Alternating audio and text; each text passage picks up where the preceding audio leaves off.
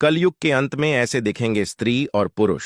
Number 1, बेटा उठाएगा बाप के ऊपर हाथ। जिस दिन एक बेटे ने अपने पिता के ऊपर हाथ उठा दिया, तभी से समझ लेना कि कलयुग अपने चरम सीमा पर है।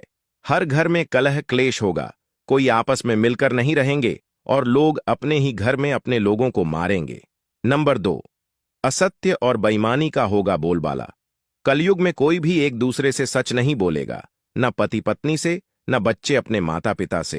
हर तरफ सिर्फ झूठ का ही बोलबाला रहेगा और सच की आंखों पर अस्त की पट्टी बंध जाएगी। नंबर 3, जिस तरह सतयुग में लोगों की उम्र लंबी होने के बाद मृत्यु हो जाती थी, अब घोर कलयुग में ऐसा बहुत ही कम देखने को मिलेगा। कलयुग में जब किसी की मृत्यु होगी, तब उसकी उम्र 20 से 30 साल के होगी और उसकी मृत्यु अकाल या पीड़ादायक होगी। नंबर 4, भगवान विष्णु ने कहा कि कलयुग की शुरुआत सबसे पहले स्त्री के बालों से होगी। जिन बालों को स्त्री का श्रृंगार कहा जाता है, कलयुग में सभी महिलाएं अपने बाल काटना शुरू कर देंगी। उसके बाद शुरू होगा बालों को रंगना। विष्णु जी ने बताया था कि कोई भी व्यक्ति या स्त्री अपने प्राकृतिक खूबसूरत बालों को रंगना शुरू कर देंगे। नंबर 5, कलयुग में बेईमानी का बोलबाला होगा। लोग एक दूसरे को ठग कर पैसा कमाएंगे। पैसों के लिए एक इंसान दूसरे इंसान का बेदर्द के साथ खून करेगा, दूसरों का हक छीनेगा, तब घोर कलयुग आ जाएगा। नंबर 6, अपने ही घर में होगा व्यभिचार। कलयुग में लड़कियां बिल्कुल भी सुरक्षित नहीं रहेंगी, उनका अपने घर में शोषण होगा। अपने ही घर के लोग उनके साथ व्यभिचार करेंगे।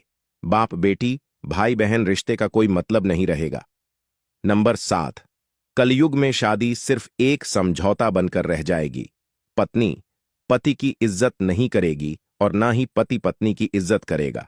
शादी जैसे पवित्र बंधन भी अपवित्र हो जाएंगे। किसी भी शादीशुदा जोड़े की जिंदगी ठीक से नहीं चल पाएगी।